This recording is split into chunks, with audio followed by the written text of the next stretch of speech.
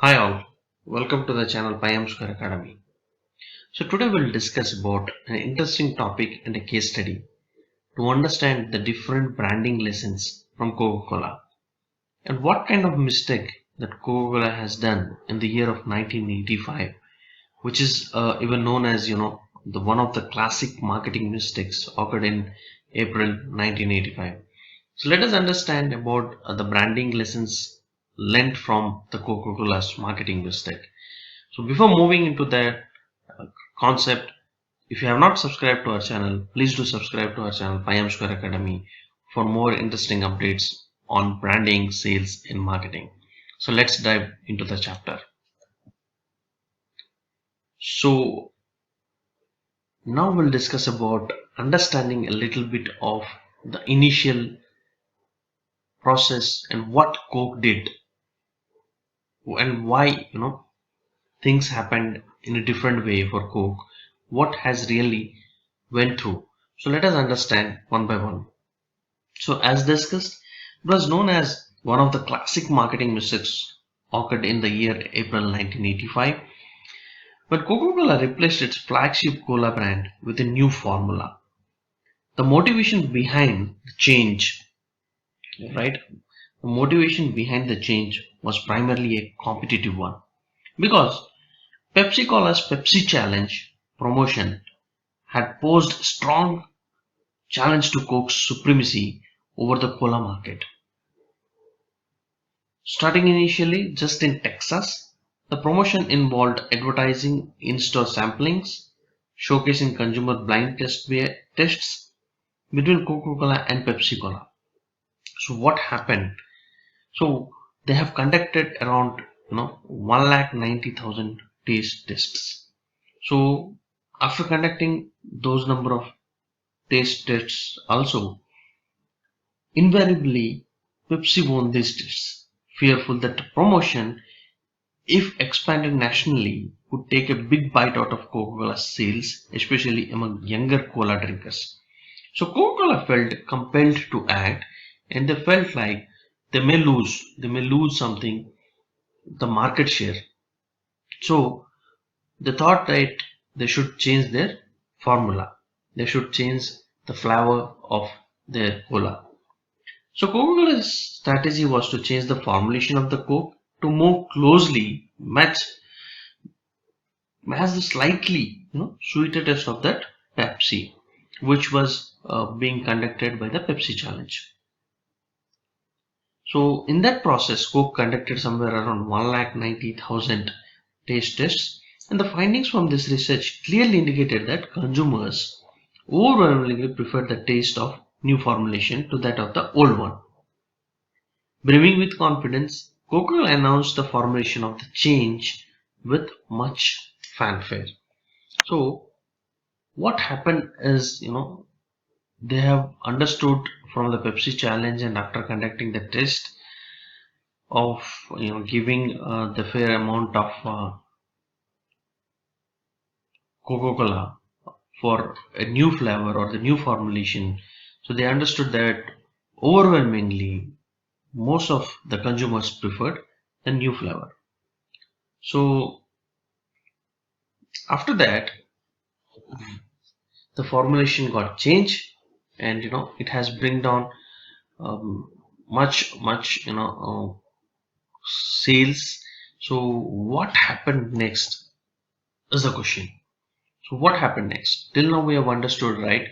So Pepsi has a new formula, and because of Pepsi's sweet drink, or it was like more of a sweet kind of drink which attracted more of number of consumers. So Coca-Cola felt that this share can hamper their sales.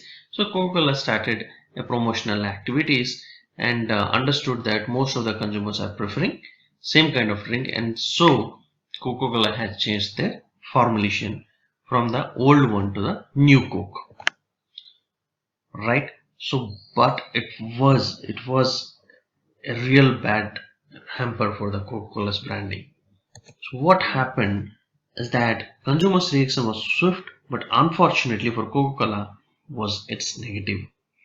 In Seattle, Retired real estate investor Gay Mullins founded the Old Cola Drinkers of America and set up a hotline for angry consumers. And a Beverly Hills wine merchant bought around 500 cases of vintage Coke and sold them at a premium. Meanwhile, back at Coca-Cola headquarters, roughly 1,500 calls a day and literally truckloads of mails poured in, virtually all condemning the company's actions. Final, Finally, after several months of slumping sales, Coca-Cola announced that the old formulation would return as the Coca-Cola Classic. So, after getting lot of calls, lot of mails, and you know, people sold it on a premium plan, on a premium prices. Lot of clubs formed, a lot of communities formed. So after going all these things, Coca-Cola thought that they should come back by with that old formulation. Old formulation should come up, and they named it as the Coca-Cola Classic and joined the new Coke in the marketplace. So join new Coke in the journey. So what are the lessons? So if you see, the old Coke is back. So what are the lessons learned from this? The new Coke debacle taught Coca-Cola a very important, painful and public lesson about its branding. Coke clearly is not just seen as a beverage or thirst quenching refreshment by consumers. Rather, it seems to be viewed as the more like an American icon. And as much of its appeal lies not only in its ingredients but also it represents in terms of Americana, nostalgia, and its heritage and relationship with consumers. Coke's brand image certainly has emotional components, and consumers have a great deal of strong feelings with the brand. So the old Coke, the classic Coke, has an emotional connect with the target audience or the consumers. They have the strong feelings for the brand. Although Coca-Cola made a number of other mistakes in introducing new Coke, such as advertising and its packaging, which probably failed to clearly differentiate the brand and communicate its sweeter quality. Its biggest slip was losing sight of the brand meant to consumers its totality. There was a lesson between the psychological and physiological. The psychological response to a brand can be as important as the physiological response to the product. At the same time, American consumers also learned a lesson just how much the Coke brand really meant to them. As a result of Coke's marketing fiasco, it is doubtful that either side will take other for granted from now on.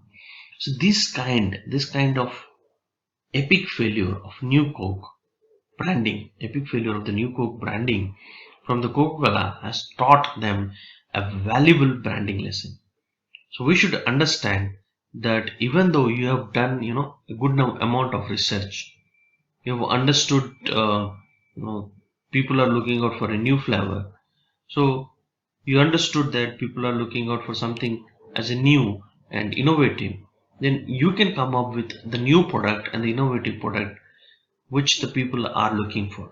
But never stop back the product which is your, bread and jam, or which is giving you the profits, sales, which has made you the brand. So these kind of lessons we should know, understand, like we should not repeat those lessons, we should not repeat those mistakes and keep going on. So we should understand how our products are emotionally connected to our customers, how and what kind of strong feelings the customers have. Just think on this, that in the year of 1985, not much of uh, internet connectivity, or like how what we are doing now, like the social media connectivity or YouTube, the viral. So we don't have all these things. We don't had all these things at the time. If this thing, if this mistake happens in this year of digital parameters or digital marketing, then what will happen? So how you are going to handle such PR things, such communicable things, and how you will turn around your brand to position yourself that these are the mistakes and how you can proceed yourself with this brand. So hope you have taken some points from this lesson, and I'll be dropping you an article on this with a link in the description. So thanks for watching this video, and please do subscribe to our channel Pi-MSquare Academy for more case studies and branding lessons, and we'll keep giving you this type of branding lessons with more insights and research. So if you really need like more number of articles and more number of case studies, please do comment as like what kind of resources you're looking for or what kind of knowledge you're looking for, so that we'll work on that and we'll come back to you with a clear cut insights and knowledge on that. Thanks a lot for watching this video.